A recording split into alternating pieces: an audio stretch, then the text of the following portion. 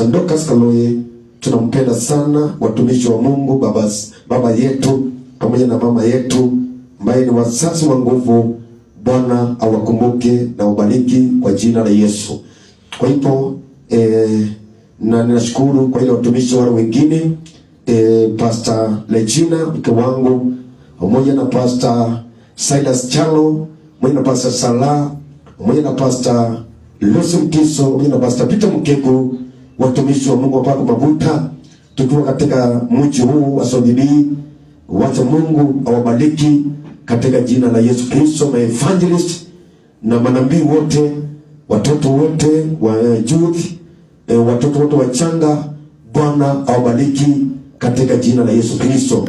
Mimi sina mengi ya kuambia, ila tu kusema tu Bwana awasidishie neema na kibali kwa jina la Yesu Kristo. Bwana Yesu asifiwe.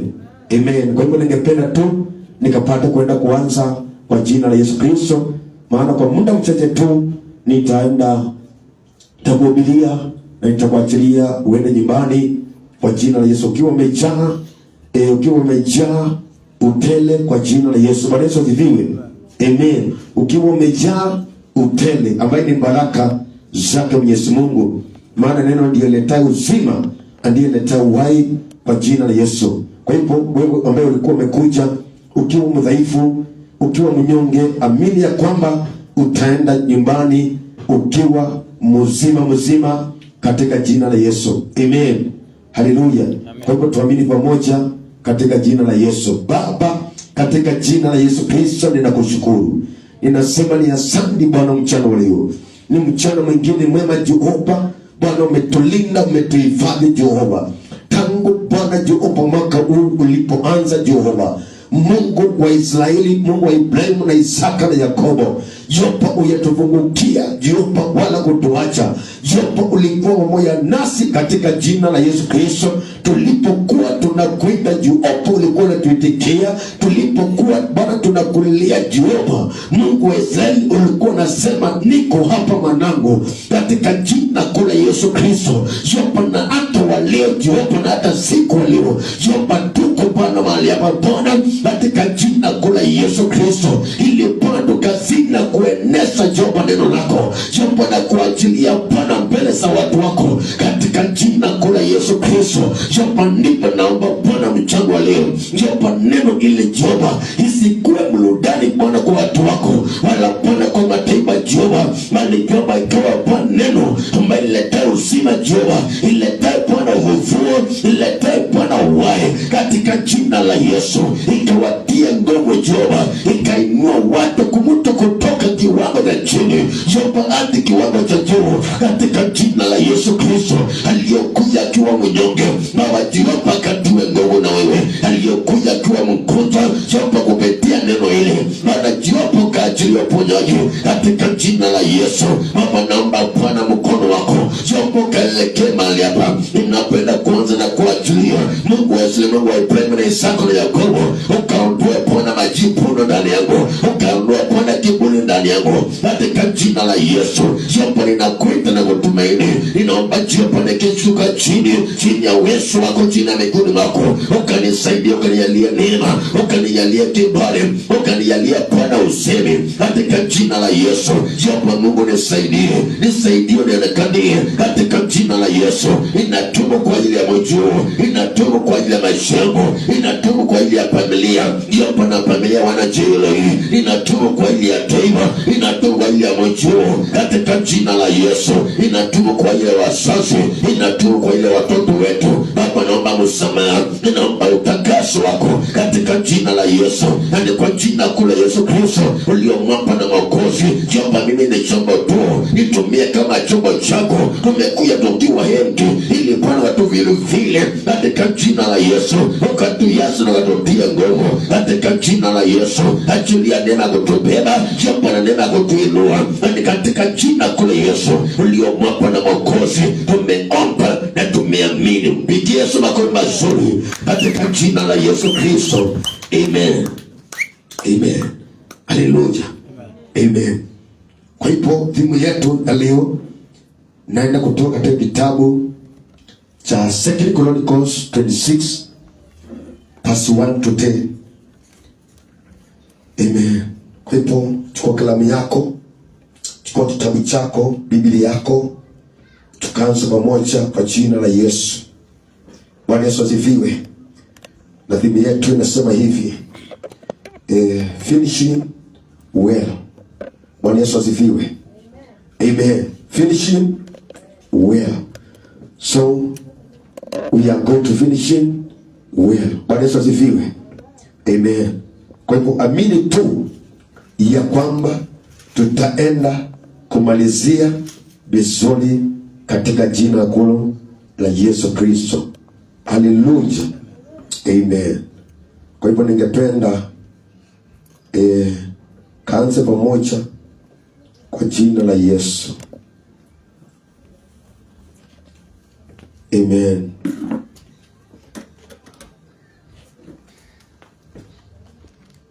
Tuanze pamoja ni verse 1. 2 Chronicles 26 verse 1 to 5 to 10. Taenda pale tutasoma. Bwana tusaidie kwa jina la Yesu. Then all the people of Judah took Uzziah, who was 16 years old, and they made him king in place of his father Amaziah. He was the one who rebuilt a land and restored it to Judah after Amaziah rested with his ancestors. Chani watatu. Uzziah was 16 years old when he became king, and he reigned in Jerusalem 52 years. His mother's name was Jecoliah. She was from Jerusalem. He did what was light in the eyes of the Lord, just as his father Amaziah had done.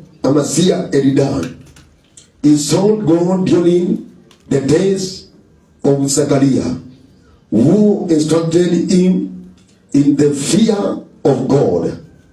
As long as he sought the Lord, God gave him success. Bwana Yesu asifiwe. Hii tunaendelea baadaye. Jamaa huyu alikuwa naitwa Uzziah. Bwana Yesu asifiwe. Tunaona ya kwamba baba yake alikuwa naitwa Amaziah. Taka niseme hivi leo, unajua kitu moja, wakati wa zamani, wakati ambayo wanaitwa wafalme, wakati ambayo wa zamani walikuwa wanatawala. Kisoma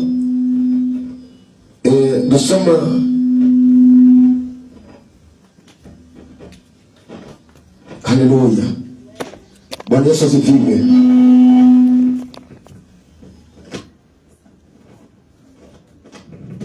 Angalia kama ni Bwana Yesu asifiwe. Amen. Kwa hivyo wakati huo baba yake alikuwa kitawala, alikuwa anaitwa Amaziah.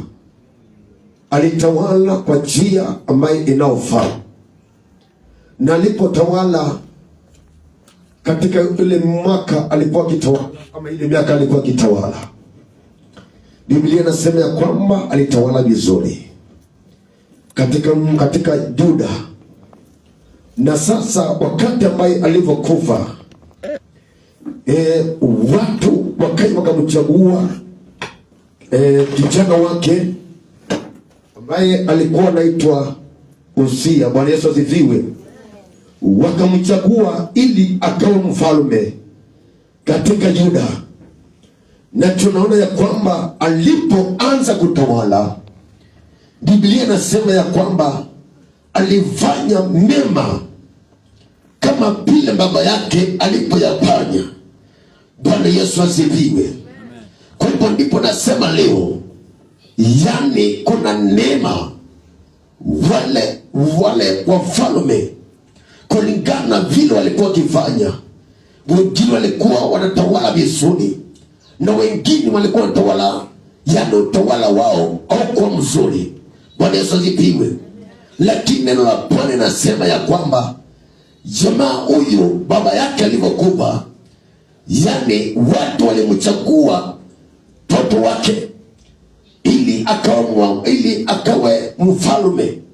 Na alipochaguliwa ili akawe mfalme, Biblia nasema ya kwamba yani akatawala vizuri. Jamaa akawa tu anatii sauti ya Bwana, akawa anatii amri za Mungu, akawa akitembea katika njia za Mungu. Na ndipo hata wa leo watu katika jina la Yesu Kristo, Bwana Yesu asifiwe, watu siku hizi vile wanapotazama, watu wengine wanatumia neema aidha ya baba yao ama aidha ya watumishi wao waliokuwa wakimetangulia. Bwana Yesu asifiwe. Bwana Yesu asifiwe. Na ndipo siku ya leo nataka kusema hivi, wapenda, tunapaa kuwa tu wanyenyekevu, watu wa kutii na kunyenyekea, hii tukapata kutumia neema. Bwana Yesu asifiwe. Haleluya. Bwana Yesu asifiwe. Kwa sababu ile neema ya baba yake nani alikuwa anaitwa nani? Hosea. Bwana Yesu asifiwe. Kwa sababu ya neema baba yake ambaye alikuwa anaitwa Amazia, tunaona ya kwamba alitawala vizuri. Tunaona tu ya kwamba Mungu alimtumia. Tunaona tu ya kwamba alitembea na Mungu. Na ndipo tunaona tu ya kwamba Mungu alifanya mambo yake, yani kapanya kusucceed. Bwana Yesu asifiwe. Na ndipo nimekuja neno ili niwaambie watu wa Mungu, hii tukapata kusucceed ama tukapata kupanikiwa, yani tukanyenyekee chini ya neema ya watumishi wa Mungu. Bwana Yesu asifiwe. Yani chini ya neema ya watumishi wa Mungu, wale ambao wako juu yako. Kwa hivyo utakaponyenyekea, utakapoenda kutii sauti ya Mungu, Bwana Yesu asifiwe, kama amri za Mungu, kama maagizo ya Mungu, hapo ndipo Mungu atachukua hatua na kwenda kukufuatilia na kufanikisha njia zako. Bwana Yesu asifiwe. Haleluya. Lakini tukosa kutii na kunyenyekea, wapendwa, hatuwezi kumalizia vizuri. Ndipo unaona siku walio wapendwa, watu wengine baada ya kumalizia vizuri wanamalizia vibaya. Bwana Yesu asifiwe. Haleluya. Kwa hivyo sikubali kumalizia vibaya. Mwendo mtu wa Mungu, usikubali kumalizia vibaya. Bwana Yesu asifiwe. Haleluya. Bwana Yesu asifiwe. Yani tumeona tu huyu jamaa, yani alimalizia vizuri. Bwana Yesu asifiwe. Kwa sababu maono yake yalikuwa tu ni maono ya Mungu. Kwa sababu mipango yake alikuwa amepanga kwenda kuifanya. Kama ni kwenda vitani na muhusisha Mungu, anamwambia Mungu, naomba kanitangulie. Bwana Yesu asifiwe. Haleluya. Bwana Yesu asifiwe. Bwana Yesu asifiwe. Hapa tuko katika Yerusalemu. Hii ndio Yerusalemu. Bwana Yesu asifiwe. Bwana Yesu asifiwe. Kwa hivyo kile nataka kusema leo, tunapakwa tu watu watiifu, watu wapole, watu wanyenyekevu, na watu ambaye wamejaa upendo wake Yesu Kristo. Bwana Yesu asifiwe. Ili tukapate kwa nini kufaulu katika jina kuu la Yesu Kristo. Bwana Yesu asifiwe. Hallelujah. It is very wonderful. Bwana Yesu asifiwe. It is amazing. Najua jamaa huyu, yani ili akafanikiwe,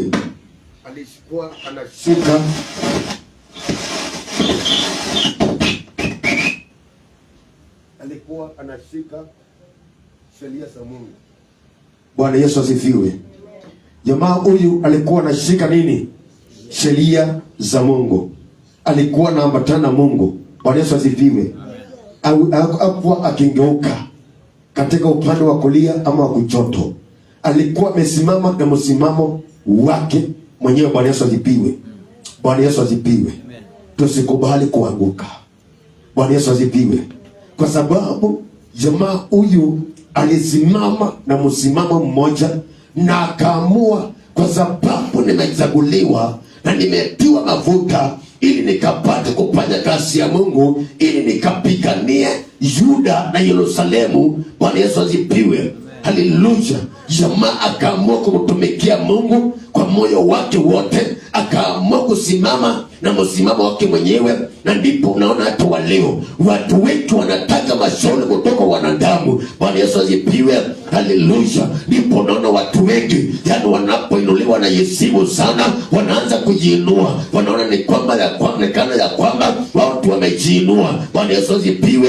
Na ndipo nimekuja neno hili niwaambie tu watu wa Mungu katika jina la Yesu, ukiondokea hiyo neema Yesu malizia vizuri. Bwana Yesu asifiwe. Kile tunahitaji kunyenyekea katika neema yake Yesu Kristo. Bwana Yesu asifiwe. Kama tunyenyekee katika neema ya watumishi wa Mungu, maana kuna wale ambaye walikalamika. Kuna wale ambaye walikalamika. Bwana Yesu asifiwe. Walilipa kalama. Bwana Yesu asifiwe. Haleluya. Kuna wale ambao wako wakilala kwa ajili yako. Kuna wale ambao wako wakipata usingizi. Kuna watu ambao walikuwa wanainyima, wanasema sitakula leo, sitakunywa, nitakula vitu vizuri, ili kwa ajili ya kanisa, ili kwa ajili ya taifa, ili kwa ajili ya ndugu yangu, ili kwa ajili ya dada yangu, na kwa ajili ya watumishi wa Mungu. Bwana Yesu asifiwe. Haleluya. Mtu wa Mungu anajinyima kwa ajili ya familia. Bwana Yesu asifiwe, ili ukapate kupanikiwa. Bwana Yesu asifiwe. Lakini wakati ambao unaona umefika mahali unaona ni kwa nguvu zako. Bwana Yesu asifiwe. Amen. Lakini neno ile ni kuambia mtu wa Mungu, hakuwa tu mtu wa kunyenyekea, kuwa tu mtu wa kunyenyekea, kuwa tu mtu wa kuwa mtu mtiifu. Na utakapokuwa mtu mtiifu, baba mtu wa Mungu utainuliwa. Baba mtu wa Mungu utainuliwa. Ndugu yako utainuliwa. Dada yako utainuliwa. Kama utakuwa mtiifu na kama utakuwa mnyenyekevu, mtu wa Mungu utainuliwa. Bwana Yesu asifiwe. Bwana Yesu asifiwe. Haleluya.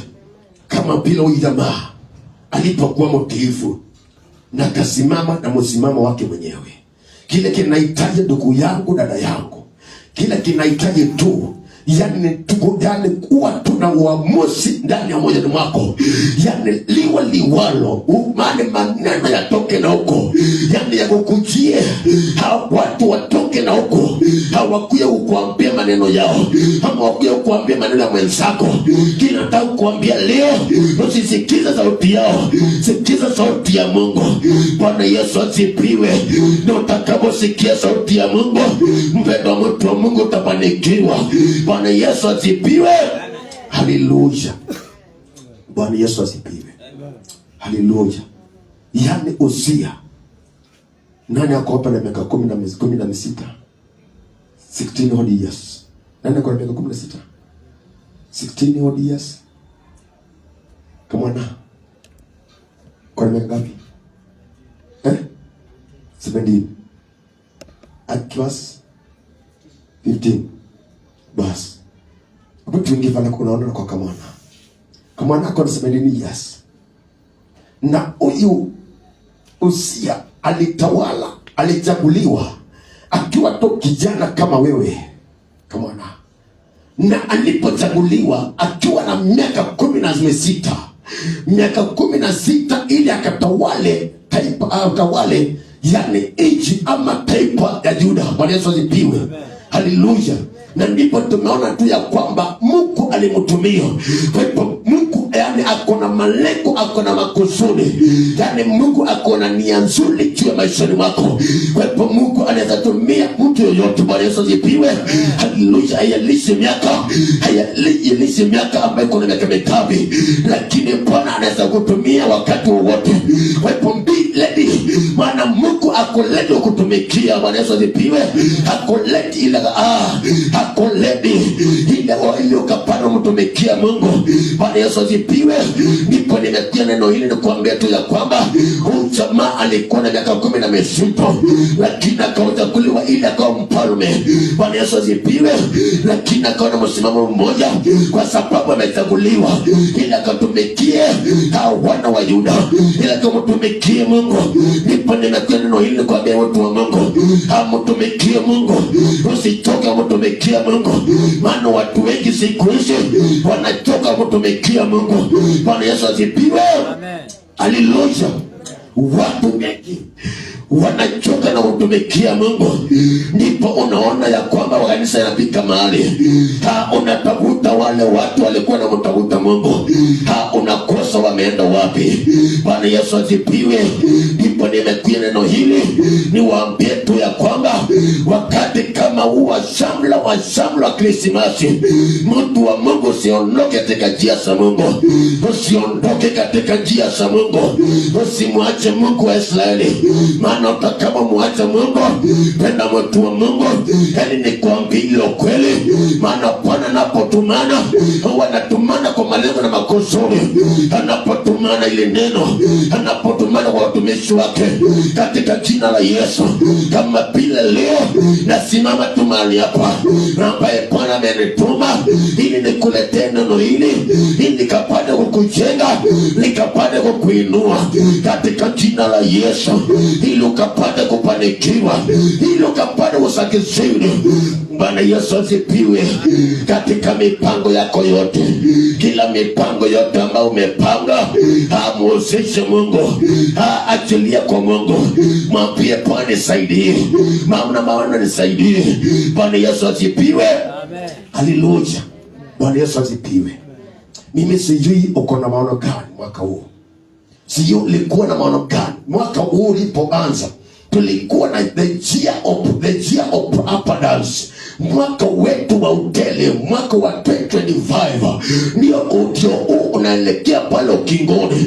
Mimi sijui ni hatua gani ulikuwa umechukua, ukasema liwa liwalo, hakuna kunitoa katika madhabahu, hakuna kunitoa katika kutumikia Mungu. Mimi sijui ulikuwa na maono gani. Unajua kuna mtu ambaye alikuwa anaitwa Paulo akashikwa akatiwa gerezani. Maandiko nasema ya kwamba kuna mtu ambaye alikuwa anaitwa Agripa alikuwa mkuu, na ndipo maandiko nasema ya kwamba wakamshika Paulo wakamtia gerezani ili wakapata kwenda kumhukumu. Lakini la Bwana nasema ya kwamba huyo ndio Paulo anamwambia Agripa, akimwambia si unajua tu ule Yesu mliomuua, Yesu mliomsulubisha, Yesu aliyokufa. Bwana Yesu asifiwe. Ndio naubiri habari yake, ndio naubiri habari yake.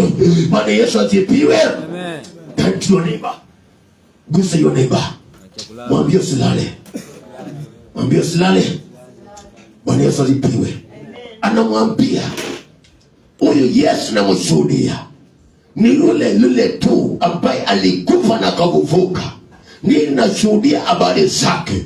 Yesu ambaye aliyotabiliwa na kina Musa, yani manabii wote. Kulikuwa na Musa, kulikuwa na nabii Isaia, kulikuwa na nabii Isaia, kulikuwa na Yeremia, kulikuwa na Joeli. Bwana Yesu asifiwe. Kulikuwa na kina Amos. Bwana Yesu asifiwe. Waliotabiri habari ya Yesu. Na ndio Paulo anatoa na ubiri habari ya Yesu. Ndio ambaye anaubiri yale maono, akisema ya kwamba ndio nashuhudia ukuu wake. Bwana Yesu asifiwe. Bwana Yesu asifiwe. Amen. Mimi sijui unashuhudia nini leo. Bwana Yesu asifiwe. Kwa hivyo mpendwa, inahitaji kumtafuta Mungu kwa bidii katika jina kuu la Yesu Kristo. Bwana Yesu asifiwe. Haleluya. Bwana Yesu asifiwe. Yes. Maana Mungu ni Mungu mwema na Mungu mwaminifu katika jina kuu la Yesu. He went to war against the Philistines and broke down the walls of Gathi. Jamaa akaenda vitani. Maana Wafilisti walikuwa jamaa walikuwa hodari wa vita. na jamaa huyu akiwa na miaka 16, jamaa amejipanga vizuri.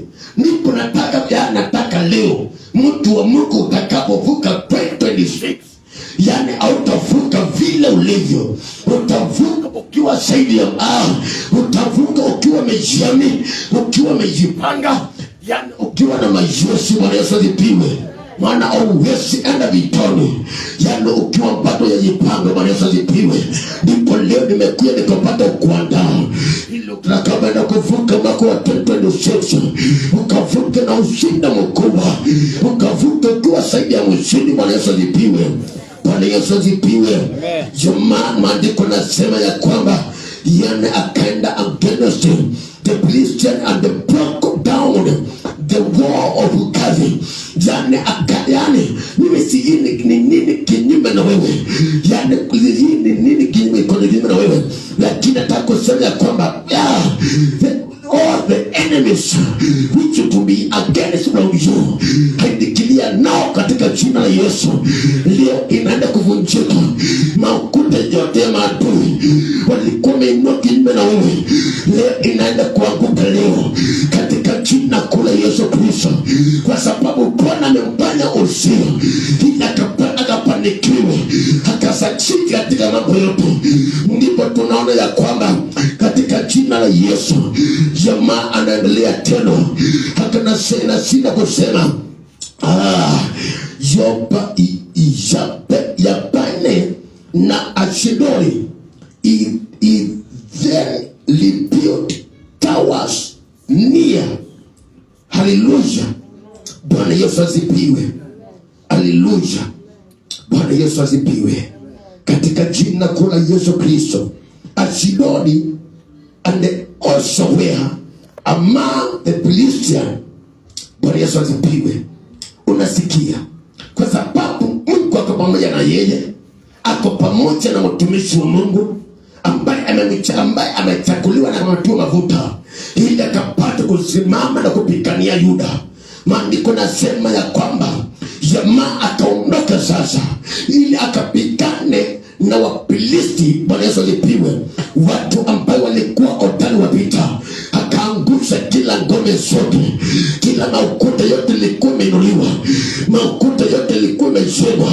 Maana hao Wafilisti walikuwa wamepamia ukuta wa Yerusalemu na wakaenda wakaipomoa, wakajenga maukuta yao. Mimi sijui ni mipaka gani yako ambayo adui alipamia na akajenga maukuta na kamoya kwamba hautawahi vuka, hautawahi endelea. Bwana Yesu asifiwe. Hautawahi succeed. Akaamua tu ya kwamba hautawahi succeed.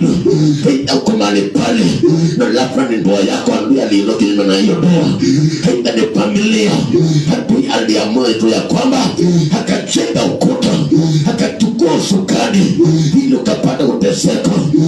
Bwana Yesu asifiwe. Ile nafasi yako adui akachukua. Ninatangaza leo katika jina kula Yesu, hiyo makuta naenda kuipamia leo. Hiyo makuta ambayo ilikuwa imejengwa kinyume na wewe, hiyo sio kasakshuni, hiyo sio kaona pale, hiyo sio kaona pale. Leo tunaenda kuiangusha leo katika jina kula Yesu. Huenda mwaka ulipoanza hakuna mambo ulikutana nayo, hakuna mambo ulikutana nayo, hakuna vizuizi ambayo uliwekewa, hakuna miteko ambayo uliwekewa. Ninatangaza leo kwa jina kula Yesu, hiyo miteko leo inaenda kuondoka. Bwana Yesu asifiwe. Hallelujah. Hiyo ukuta ambayo ilikuwa mbele yako leo inaenda kupomoka leo kwa jina kula Yesu Kristo. Maana Bwana kuna nguvu, Bwana kuna uwezo. Tumesikia habari ya Yesu, tumesikia habari ya Mungu kama vile jinsi alivyowatenda wale maadui wa Israeli. Ndipo wa leo tunamwamini huyo Mungu, ndipo tunaamini leo inaenda kutendeka leo. Bwana ataenda kusaidia. Ndugu yako, dada yangu, Mungu ataenda kusaidia, ataenda kusimama na wewe. Mungu atakupigania. Inua mikono yako juu katika jina kula Yesu, maana Bwana ataenda kupigania katika jina kula Yesu Kristo. Bwana Yesu asifiwe. Katika jina kula Yesu. Hebu sikia. Just listen to me. In the name of Jesus. God of him against the Philistine and against the Arab who lived in Agapar and against the mountains. In the name of Jesus. Leo maukuta yote tunaenda kuyangusha, maana Mungu alimusaidia. Mungu akamusaidia Uzia. Rikata baboze tini baboze. Hipo ndipo Mungu atakusaidia wewe. Wewe ambaye umechukua hatua ya kumtafuta Mungu. Ninaongea na mtu ambaye anamtafuta Mungu. Bwana Yesu asifiwe. Ninaongea na mtu ambaye ametolea kumtafuta Mungu. Mimi sijui ni njia gani umeamua ama umechagua kumtafuta Mungu. Bwana Yesu asifiwe. Hallelujah. Unaangalia leo, yani kunaposemekana ni nani ataosha kanisa, unatafuta mtu anakosekana. Unaangalia ni nani ambaye atakaenda kutoa vyombo, yani kumtafuta Mungu. Yani kunakosekana mtu, ni nani atakaosimama katika apate kwa mwenzake ile akamwombea.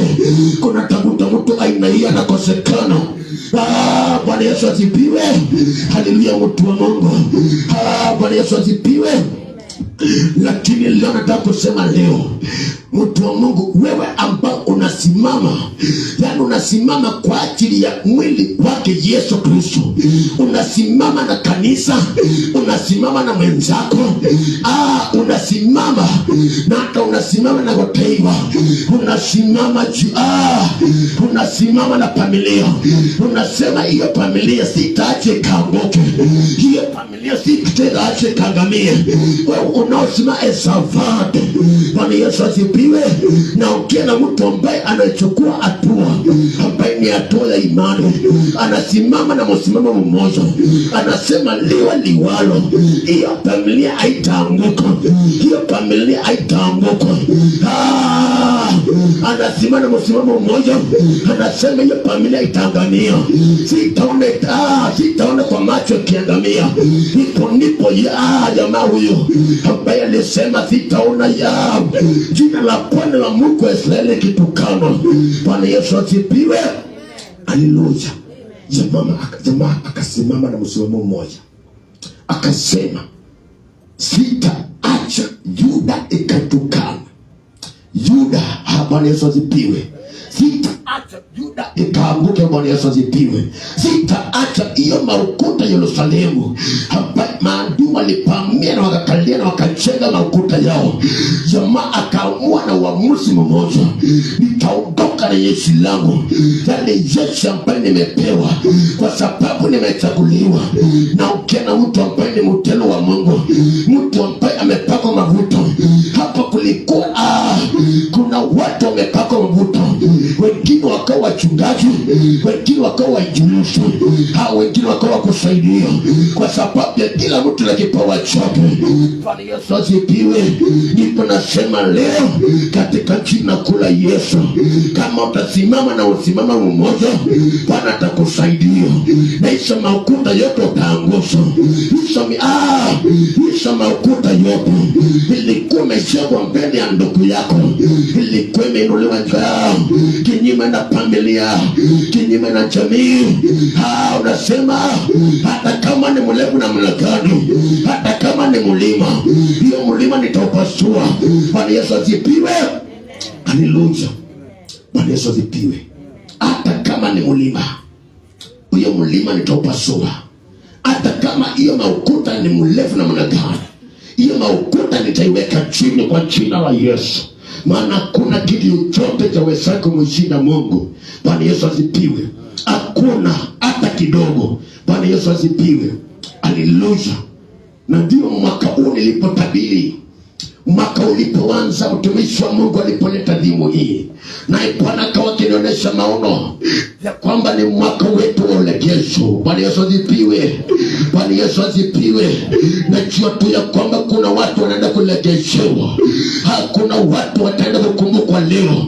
Bwana Yesu asifiwe. Kabla mwaka huu yaisha, kuna watu watakumbukwa. Bwana Yesu asifiwe. Say that is me. Bwana Yesu asifiwe. Sema huyo ni mimi nitakao kumbukwa. Bwana Yesu asifiwe. Haleluya. Bwana Yesu asifiwe. Katika jina kula Yesu. Unajua kitu moja atujuangi, ya kwamba Mungu utembea na wenye haki, wale wanaosimama na msimamo mmoja, wale ambaye ni watiifu, yani zile sheria za Mungu. Tunapotazama pale Deuteronomy 28, Bwana anasema ya kwamba kama mtatii sheria za Bwana. Huyo ni Musa, kwa sababu Bwana alimwamuru Musa akawaambia, enda kuwafundisha wana wa Israeli sheria hizi, ukawa unawasomea kila siku na kila saa, ili wakapate kuyashika maagizo yangu. Bwana Yesu asifiwe. Na kama watatii, Bwana Yesu asifiwe, watabarikiwa katika jina la Yesu. Bwana Yesu asifiwe. Haleluya. Ambie mwenzako wacha usingizi, wacha kulala. Bwana Yesu asifiwe. Haleluya. Ngusa mwenzako. Bwana Yesu asifiwe. Haleluya. Hebu simama kidogo, simama. Stand up. Najua kuna anga. Najua ndipo Isaya anakamata anga ya watu. Bwana Yesu asifiwe. Anakamata nini? Anga. Anasema hawatapokea, hawatasikia. Analeta Bwana Yesu asifiwe. Analeta nini? Usingizi. Bwana Yesu asifiwe. Analeta kusinzia. Anasema hawatapokea kila ambacho Mungu alipanga, alikuwa amewapangia. Hawatapokea kwa jina la Yesu. Lakini tunatangaza leo kwa jina kula Yesu, watapokea katika jina la Yesu. Bwana Yesu asifiwe. Amen. Hebu nikamalizie. Amen. The Amorites brought no.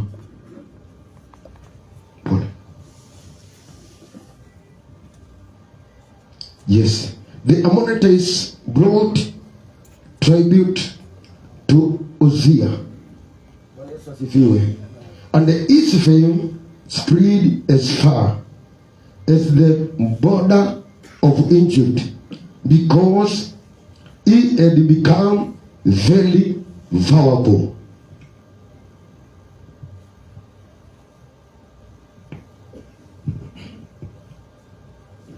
Yani jamaa, yani watu hawa Amorites wakaja wakamletea Uzziah yani zawadi. Pokea zawadi kwa jina kula Yesu. Kila ambacho ulikuwa unatarajia ya kwamba utakubatia, akumbatie kwa jina kula Yesu. Kama bila Amorites, yani walimujia Uzziah na wakaja wakamumbaliki, wakampa zawadi. Bwana Yesu asifiwe. Na jamaa had become very powerful. Bwana Yesu asifiwe. Kwa sababu ya kutii kwake, jamaa akawa very powerful. Mtu wa Mungu, nataka kutangaza leo, utaenda kuwa na nguvu za kipekee. Yani utakuwa na nguvu za kipekee. Zile nguvu utakuwa nazo, you will going to become a very powerful man. Katika jina kula Yesu. Bwana atakufanya kuwa na nguvu. Bwana atakufanya kuwa na nguvu. Bwana ataenda kukuinua. You are going to prosper. Bwana Yesu asifiwe. Mtu wa Mungu, you are going to prosper. Bwana Yesu asifiwe. Natangaza leo, Bwana Yesu asifiwe, hiyo kiwango ambayo ulikuwa umewekwa. Hayo kiwango Bwana na kukutoa na kukuinua kiwango kingine. Haijalishi miaka yako ni ndogo, haijalishi miaka yako inasema namna gani, lakini Bwana ataenda kukuinua. Bwana Yesu asifiwe. Maana anaenda kuamuru watu ili wakuletee zawadi. Bwana Yesu asifiwe. Na utakuwa very powerful man. Bwana Yesu asifiwe. Hallelujah. Very powerful man. Very powerful woman. In the name of Jesus. Katika jina la Yesu. Hivyo ndivyo Bwana ataenda kutendea leo. Haukuwa kitambulikana. Nasema leo kwa jina la Yesu utaenda kutambulikana. Haukuwa tambulikana wa kanisa. Haukuwa kitambulikana. Nasema leo utaenda kutambulikana katika jina la Yesu. Maana Bwana ataenda kutendea katika mji wa Kenya. Haukuwa kitambulikana, lakini nasema leo si kama unaniamini wewe. Bwana Yesu asifiwe. Bwana Yesu asifiwe. Haleluya. Takusema leo katika jina la Yesu, leo Bwana waamini, kwa sababu Bwana ni Mungu mwema na Mungu mwaminifu, katika jina la Yesu. Bwana Yesu asifiwe. Haleluya. Amen. Nisome tu malizie tu na lagu katika jina la Yesu. Twende kwa haraka sana kitabu ambaye ni cha Genesis 41. Tena kwenda pale kwa haraka sana. Nimalizie kwanza hii. Uzziah built towers in Jerusalem at the corner gate and at the valley gate and at the angle of the wall, and Eve fulfilled them. He also built up the wilderness and took many cities, because he had much livestock in the foothills and in the plain.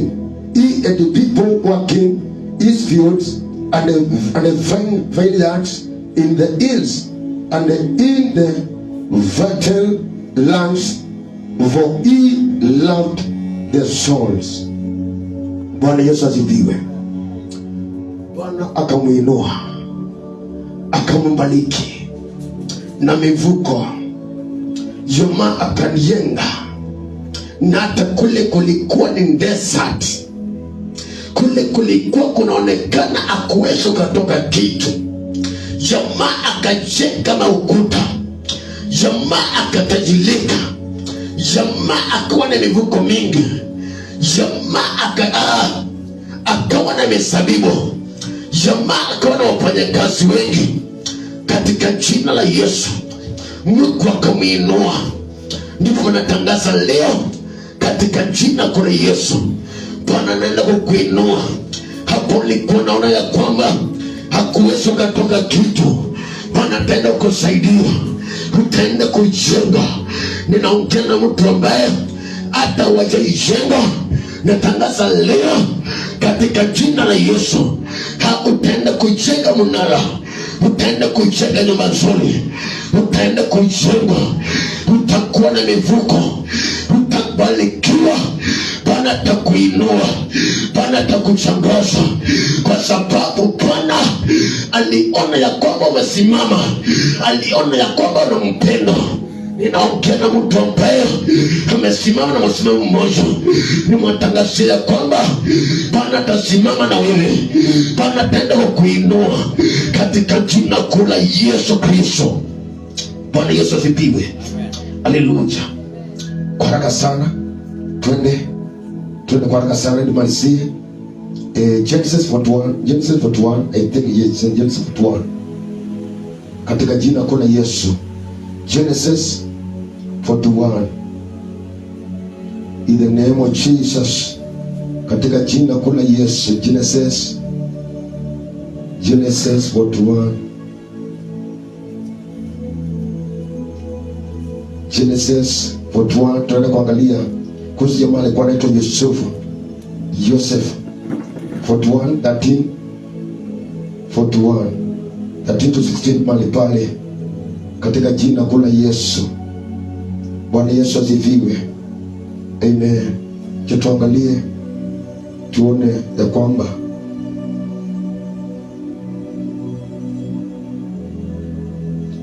katika jina kula Yesu Kristo. Bwana ni Mungu mwema, Mungu mwaminifu, asiyoshindwa na asiyolemewa. Katika jina la Yesu Kristo, Bwana ataenda kusimama na wewe katika jina la Yesu Kristo. In the name of Jesus, in the name of Jesus Christ, ataenda kusimama na wewe katika jina la Yesu. Part 1 cha tukasome mstari wa 13 kwa jina la Yesu. Tuone vile Yusufu Mungu alipomkumbuka kwa jina la Yesu Kristo. Amen. Biblia inasema ya kwamba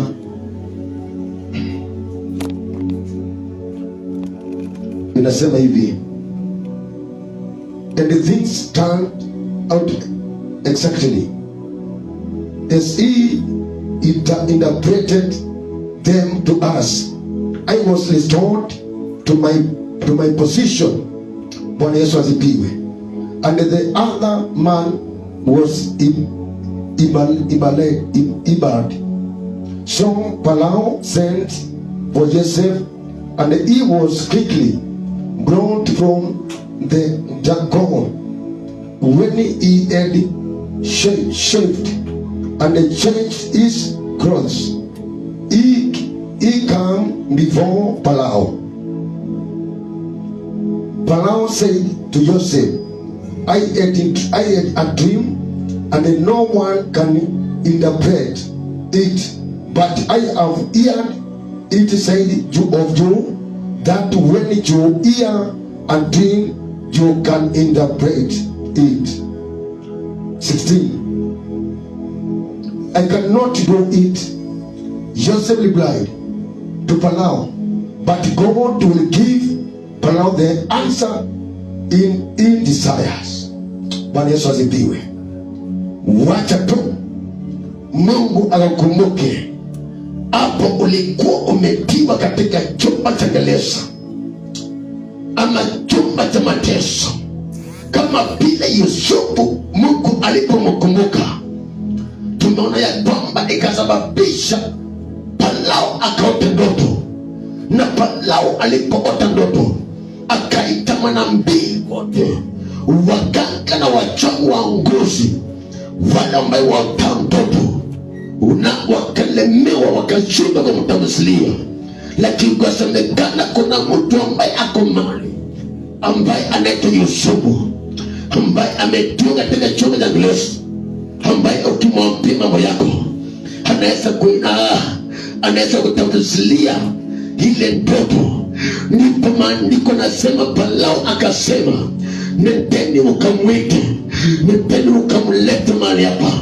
Na ndipo maandiko nasema, neno la Bwana nasema, ndipo Farao akaja akamwambia yule mtu ambaye alikuwa anaitwa Yusufu, alikuwa amemetia mateso, alikuwa ametiwa gerezani, akasema ya kwamba nimeota ndoto, hakuna aweza kutafsiria, lakini nimesikia tu habari zako, na ukiona mtu ambaye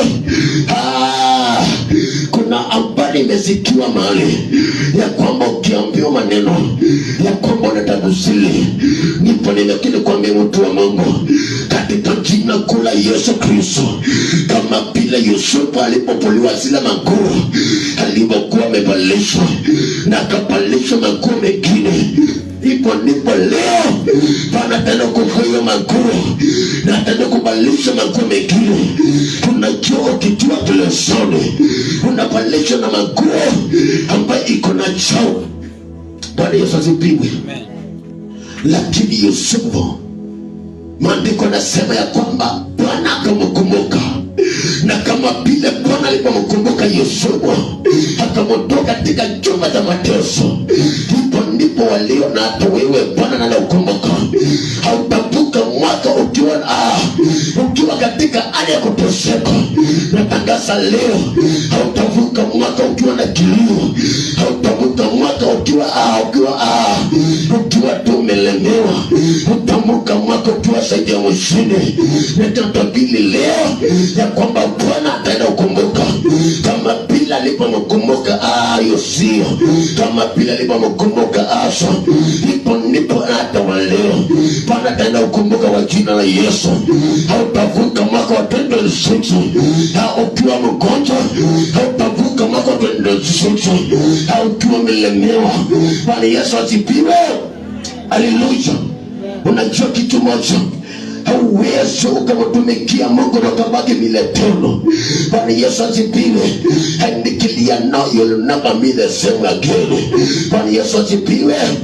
Naongea na watu wa Mungu, naongea na watumishi wa Mungu katika jina kuu la Yesu, kwa sababu umechukua tu hatua ya kumtumikia Mungu. Unasema mimi nitafanya Mungu kazi. Unasema nitamtumikia huyo Mungu, hata mambo iwe magumu namna gani, hata mambo inaishia namna gani, hata yawe magumu namna gani. Hata kama mwaka uliopita sikumuona, hata mwaka wa 2023 sikumuona, mwaka wa 2024 sikumuona, na mwaka wa 2025 ambaye ndio unaelekea ukingoni mahali pale. Inua mkono kwa juu katika jina kuu la Yesu, maana hautavuka vile ulivyokuwa. Utavuka ukiwa zaidi ya mshindi. Inua mikono kwa juu, maana kuna mambo mapya yanaenda kutendeka. Natangaza leo kwa jina la Yesu, nikimwamini Mungu wa Israeli, nikimwamini Mungu. Inua mikono kwa juu, maana kuna mambo yanaenda kutendeka katika jina la Yesu. Because God is on the God of the miracles. God is going to do the wonders and the miracles. Wonders and the miracles. Katika jina la Yesu declare now, kwa jina la Yesu, ishara miujiza itakuangukia leo, kama kule ilipomwangukia Zakaria. Ndipo na kuombea leo, kule kakuangukia leo, kama vile kula ilipomwangukia Yusufu akakumbuka kwa katika chumba cha Elisa. Ndipo natangaza leo, and declare now, declare now, and declare now. Ndio naachilia baraka za maishani mwako katika jina kuu la Yesu. Hizo ni baraka, hizo ni baraka, hizo ni baraka, hizo ni baraka. Hiyo ndio ushindi, ushindi. Hiyo ndio ushindi, hiyo ndio ufanyaji. Umesumbuka miaka mingi. Inua mikono yako juu, usichoke. Inua mikono yako juu, usichoke mtu wa Mungu. Umeteseka miaka mingi, yaani umejaribu kuenda kiwango kingine, lakini nashindikana. Natangaza leo, hautakuwa naimba wimbo mashindo, hautakuwa naimba wimbo mateso, hautakuwa naimba wimbo magonjwa. Natangaza leo, inua mikono yako juu. Hiyo ni upepo, upepo, upepo, upepo. Mungu alikuwa anatumia upepo kwenda kwa palao. Katika jina kuu la Yesu, ninaachilia upepo wa uponyaji, ninaachilia upepo wa uponyaji, ninaachilia maishani mwako, ninaachilia upepo wa uponyaji. Hiyo ni upepo, ni upepo. Hiyo ni upepo. Hizi ni nzembe ya utii. Nimeachilia kwa jina kuu la Yesu. In the name of Jesus Christ, may the Lord bless you in the increase. May the Lord bless you in the increase. Katika jina kuu la Yesu Kristo, may the Lord lift you up in the name of Jesus Christ. Wacha Mungu akakuinue, wacha Mungu akakuponya mapasi ulikuwa umebalishwa. Yani shetani aliamua na kapanga kubalisha mapasi machafu. Hiyo mapasi leo unaenda kuvuliwa leo, kama bila Yusufu alipovuliwa mapasi ambayo ilikuwa ni mapasi ya uchafu. Mapasi iko na uchafu, mapasi kuna kunguni. Nasema leo, nasema leo, nasema leo, nasema leo, hizo mapasi leo unaenda kuvuliwa na kuvalishwa mapasi mengine. Tukufu kwa jina la Yesu. Ninakuombea kwa Bwana, neema ya Bwana ya kubebe. Hiyo ni neema, hiyo ni neema. Naachilia neema kwako, naachilia neema. Hiyo ni neema, neema, neema. Natangaza neema, natangaza neema. Neema ya kuinua, neema neema ya kukuinua na kutoka katika hiyo kiwango, neema ya kukuinua na kutoka katika hiyo kiwango, hiyo kiwango cha mateso, hiyo kiwango cha maumivu, hiyo kiwango cha uchungu, hiyo kiwango cha masikini, hiyo kiwango cha ufukara, hiyo kiwango cha kuonewa, kiwango cha kuonewa, kiwango cha kuviniliwa. Hapana, nenda kutoka katika kiwango na kuombelea kiwango kingine. Nasema leo kwa jina kuu la Yesu, kuna mtu anaenda kuinuliwa, kuna mtu anaenda kubarikiwa katika jina kuu la Yesu. Utavuka mwaka wako 2026, mwaka mpya na mambo mapya kwa jina la Yesu. Utavuka mwaka mpya na mambo mapya, au utavuka na kilio.